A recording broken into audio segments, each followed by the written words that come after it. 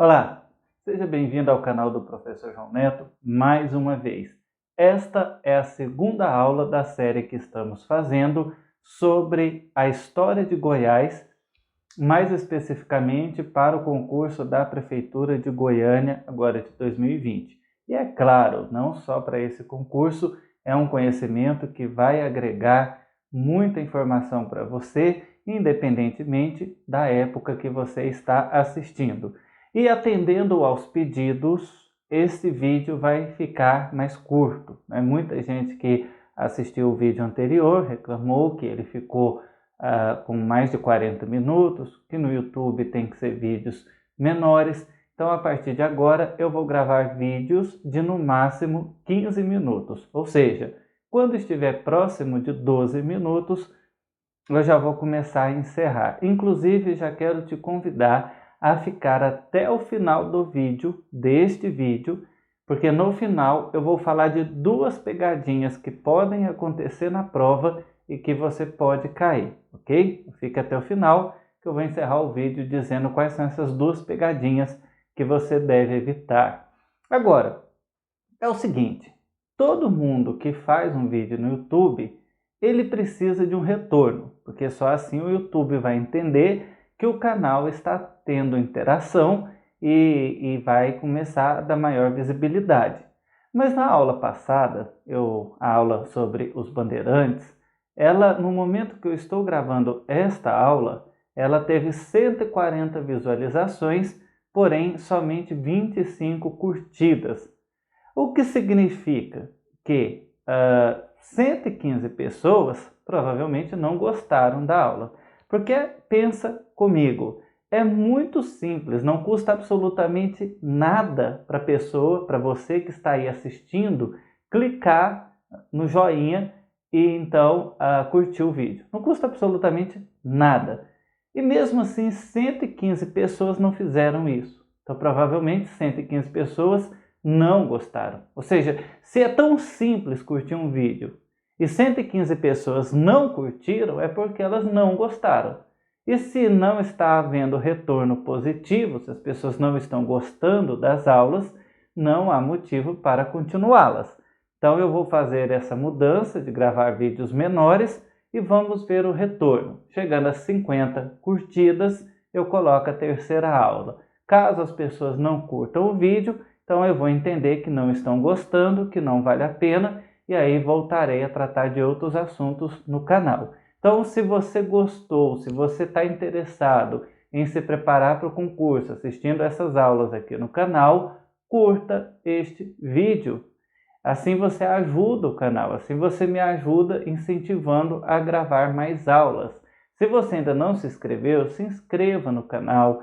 Entra no canal, eu fico pensando, poxa, tem tanto canal do YouTube que o apresentador coloca card, fica explicando, falando para você assistir. Mas, poxa vida, é tão simples entrar no canal, ir lá em vídeos enviados e assistir vídeos antigos, porque tem tanta coisa legal. Então, se você gosta do conteúdo do canal, se inscreve e navega pelo canal, né? Ajuda a divulgar, compartilha com outras pessoas. E assim, quanto maior visibilidade o canal tiver, mais incentivo a gente tem para continuar produzindo novas aulas, ok?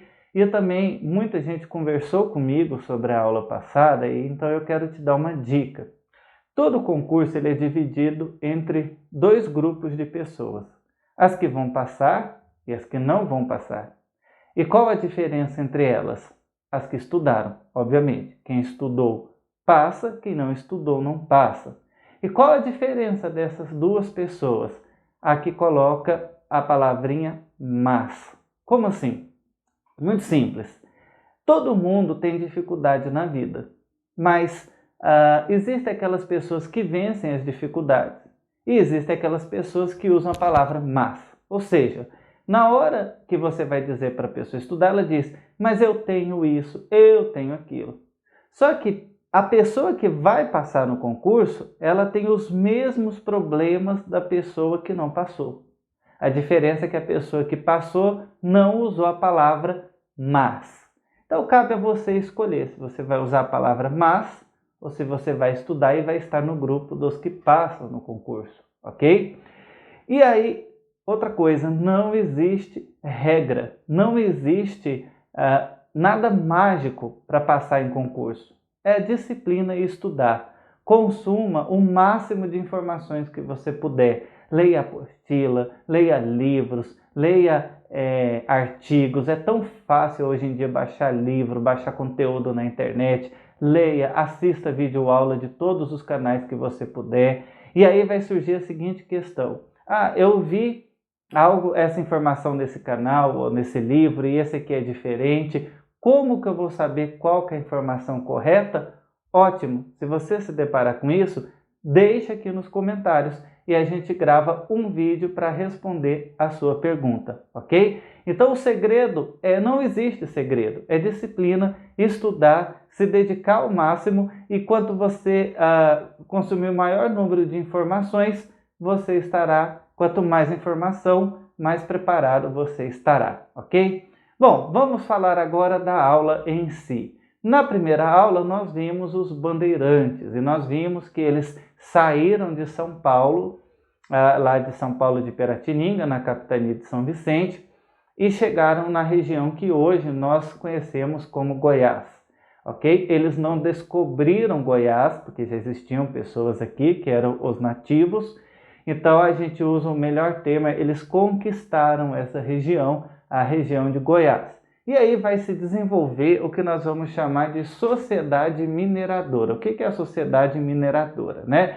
Por volta ali então do século XVIII, a sociedade que se forma nessa região, que hoje é Goiás, em função da mineração de pedras preciosas, ouro, esmeralda e diamantes, né? A gente tem aqui em Goiás uma produção significativa de esmeralda, por isso que o estado é representado pela cor verde, né? Por isso que a torcida do time do Goiás se chama torcida esmeraldina, ok? Então nós vamos começar a ver um pouco dessa sociedade. Como os vídeos vão ser curtos, eu vou ter que resumir e a gente vai vendo aos poucos, ok? Então vamos focar hoje um pouco dessa sociedade. Olha só, nós temos 3 fases nessa história, nessa parte, né? Se você assistiu o vídeo anterior, você vai entender. Se você não assistiu, vai lá para você assistir. Então nós vamos ter dentro desse período que é o Brasil colônia, 1727 a descoberta do ouro aqui em Goiás, de 1750 a 1778 nós vamos ter o auge da mineração e em 1778 nós vamos ter o início do declínio e aí a economia goiana vai passar de mineração para pecuária, ok? Bom, essa sociedade que se forma, ela é uma sociedade que você tem diferenças de classes e uma coisa importante quando a gente estuda história é que a gente não pode projetar no passado o que nós conhecemos do presente. Hoje em dia, pelo menos na teoria, é comum que se diga que todos são iguais perante a lei e todos são iguais diante de Deus. Mas naquela sociedade colonial da época da história moderna, não era assim. Era natural que a sociedade fosse dividida, que as pessoas fossem diferentes. Então, era considerado que era vontade de Deus que alguns nascessem para governar e outros nascessem para trabalhar e assim por diante. Então, a sociedade era naturalmente desigual. Basicamente, a gente tem uma divisão entre livres e escravos. Esses livres podiam ser os brancos, inclusive os portugueses que vinham direto para assumir algum cargo e tal, ou os brancos que já estavam aqui, como os bandeirantes. Você tem os mulatos, você tem os forros, que são os negros que eram escravos, mas conseguiram comprar sua liberdade, e você tem os escravos propriamente dito. Então essa é a sociedade básica. Agora vamos entender aqui, desse outro lado, a sociedade mineradora. Olha só, nós vamos ter a parte que governa, que é o seguinte: você tem aqui 3 cargos principais. Só que não confunda isso aqui com a teoria dos 3 poderes, executivo, legislativo, judiciário, que vai surgir após a Revolução Francesa. Não é isso, ok? Não estamos falando dessa divisão, até porque ela ainda não tinha sido inventada aqui. Que nós temos um cargo que é o administrativo militar. Quando Goiás era região de São Paulo, né, você tem o superintendente das Minas. E aí, quando ela se torna uma capitania, então você vai ter o governador dessa capitania, ou o capitão-geral, que tem a função administrativa e militar. Então você tem o primeiro deles, que é o Conde dos Arcos, que foi assim o primeiro governador. Ele não era originário daqui, né? Ele veio, é claro, para assumir essa função. Na justiça, você tem o cargo de ouvidor e você tem aqui o que seria uma espécie de secretaria da fazenda, da economia, onde você tinha o provedor, que a função dele era cobrar impostos. Esses cargos é o que a gente pode chamar de nobreza togada, ou seja, era formada por nobres. O que é a nobreza togada? É aquela nobreza que ela não é natural igual na Idade Média. Ela é uma nobreza que compra o cargo do rei. Então ela era nomeada pelo rei, né? Geralmente era um português que vinha para cá, ele tinha comprado o cargo, ele chegava aqui e assumia, ok?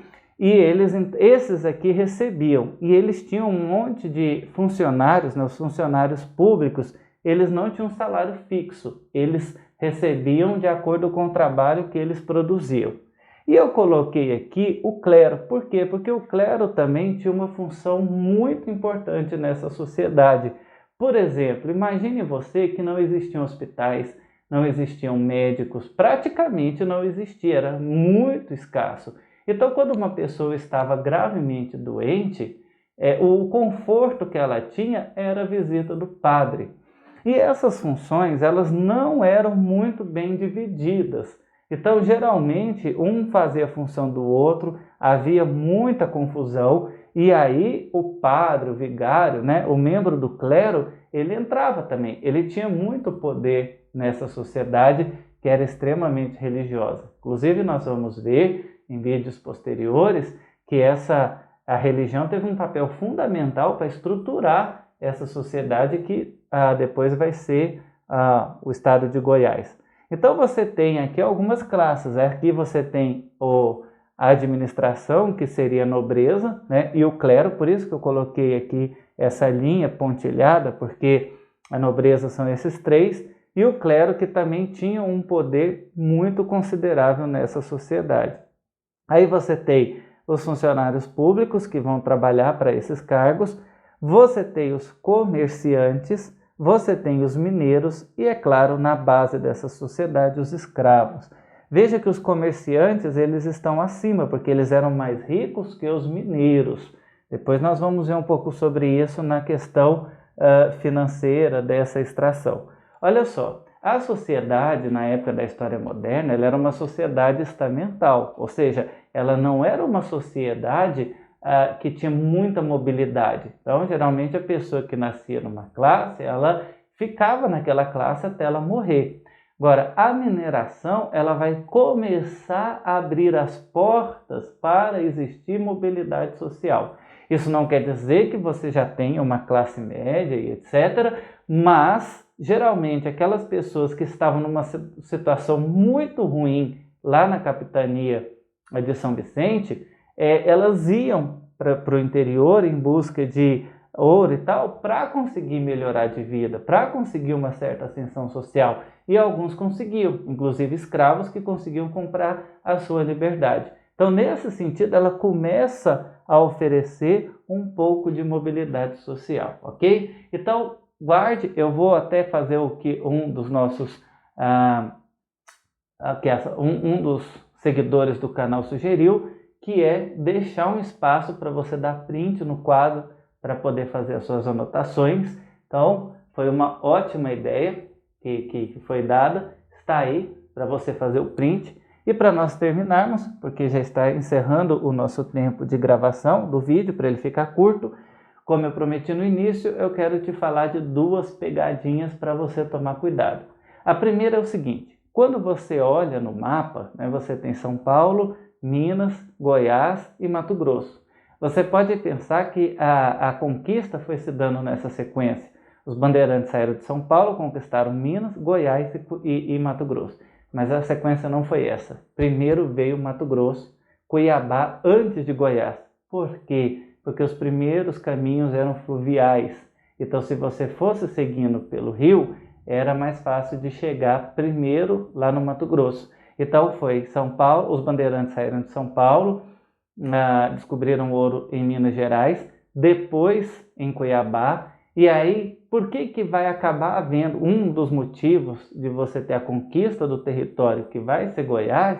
É justamente para se tentar encontrar um caminho por terra para chegar no Mato Grosso. Então, cuidado com isso, pode ser uma pegadinha que pode cair numa prova. Então, primeiro veio Mato Grosso, depois Goiás.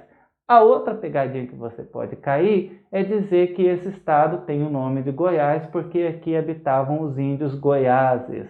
Então, eles não estavam nessa região, eles estavam na região do que hoje é o norte do estado de São Paulo, que era das primeiras tribos que os bandeirantes tiveram contato, eles conheceram eles, e aí começou-se a chamar que essas minas que foram descobertas onde hoje é Goiás, eram as minas dos goiáses, mas não necessariamente que essas tribos goiáses habitavam a região do estado de Goiás.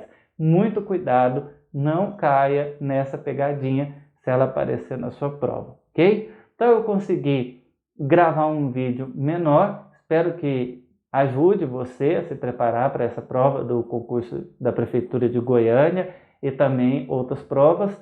É um conhecimento que vai ficar aqui no YouTube para você assistir em qualquer época, mas deixe aqui nos comentários o que você achou, as suas sugestões, as suas dúvidas, e é o que eu digo, não me mande pelo WhatsApp ou pelo Facebook, porque aí o YouTube não contabiliza essa interação. Então, o que você quer dizer, seja crítica, seja sugestão, o que você quiser dizer, coloque aqui nos comentários para o YouTube contabilizar, ok?